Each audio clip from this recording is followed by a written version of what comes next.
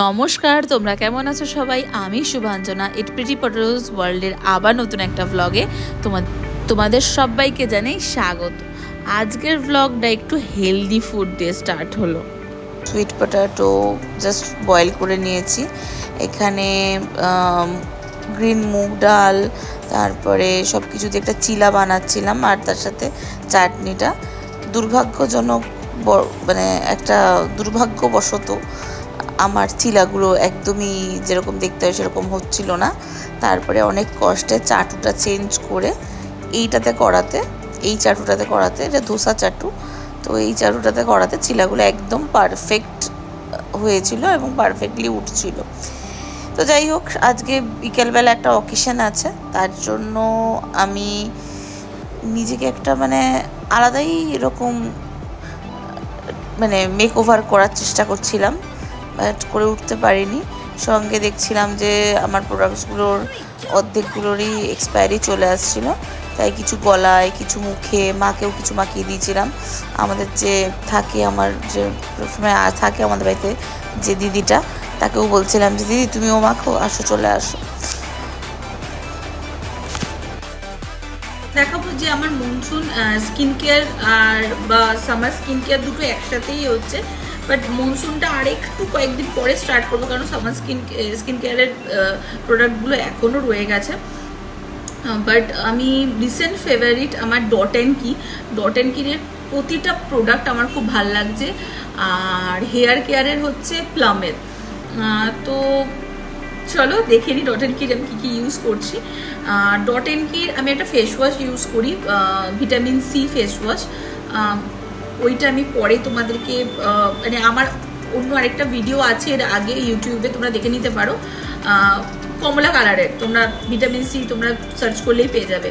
আর এই টোনারটা আমি ইউজ করি ডট অ্যান্ড কির, খুব ভালো ওয়াটারমেলন টোনার, স্কিন হাইড্রেট করে, স্কিনটাকে খুব সুদিং করে।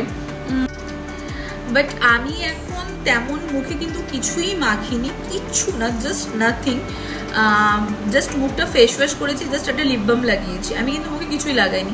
তো সুতরাং দেখতে পাচ্ছ এই সব স্কিন কেয়ারগুলো কীরকমভাবে আমার উপরে ইম্প্যাক্ট ফেলেছে। এবং অবশ্যই হেলদি লাইফস্টাইল, অনেক জল, আর তোমাকে তোমার স্কিন বুঝে স্কিন কেয়ার ইউজ করতে হবে। উইদাউট স্কিন বুঝে যদি তুমি স্কিন কেয়ার ইউজ করো, তাহলে তোমার সেটা তোমার স্কিনে এফেক্ট করবে না।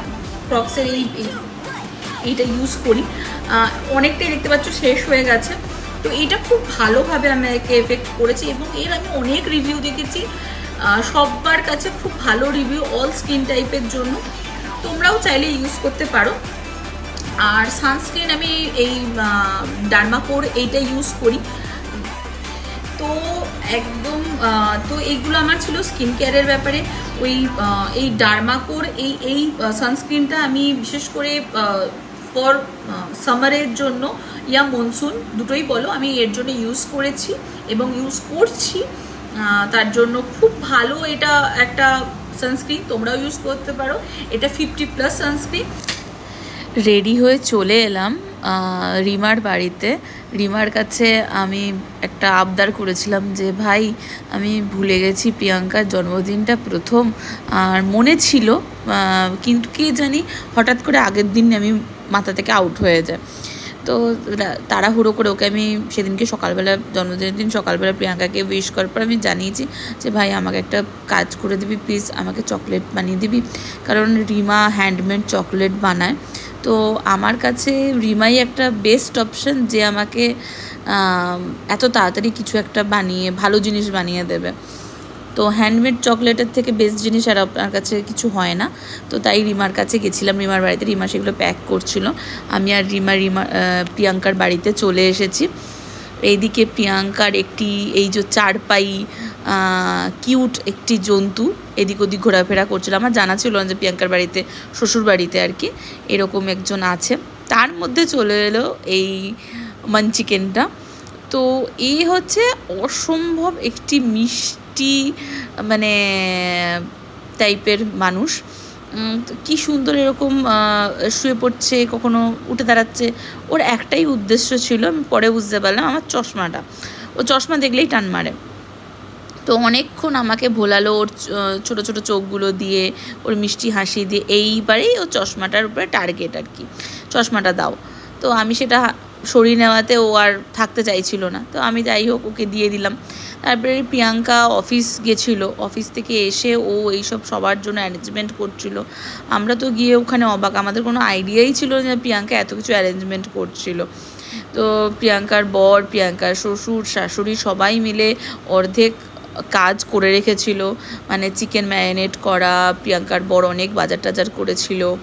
তারপরে প্রিয়াঙ্কার শাশুড়ি, প্রিয়াঙ্কার মাও এসেছিলো, সবাই মিলে হেল্প করাতে সেদিনকের প্রিয়াঙ্কার যে বার্থডে বাড়িটা হয়, মানে একটা অসম্ভব সুন্দর একটা মানে মেমোরেবল একটা বার্থডে পার্টি হয়েছে। প্রিয়াঙ্কার বিয়ের পরেই প্রথম এটা ওর বার্থডে।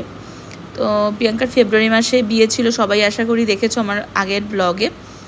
তো এখানে কেক কাটার টাইম চলে এসেছে, আর সে এখন ভাবছে কোন কেকটা নেব। সে এখন আর ঝাঁপ মারতে পারলেই বাঁচে, তাই জন্য তাকে জোর করে এদিকে সরিয়ে রাখা হয়েছে।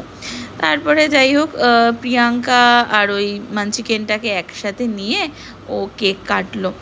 কেক টেক কাটা হয়ে যাওয়ার পর আমরা, অনেকটা রাত হয়ে গেছিলো, 10:30 11টা বাজে, তখন আমরা তাড়াতাড়ি খেয়ে দিয়ে বাড়িও চলে এসেছি। আর বেশি ক্লিপ নিতে পারিনি আমি। আজকের জন্য এইটুকখানি, দেখা হচ্ছে খুব শিগগিরই আবার নতুন একটা ভিডিওতে। তোমরা সবাই ভালো থেকো, সুস্থ থেকো, আর আমাদের প্রিয়াঙ্কাকে অনেক অনেক আশীর্বাদ করো যেন ও খুব ভালো থাকে। Tata, by.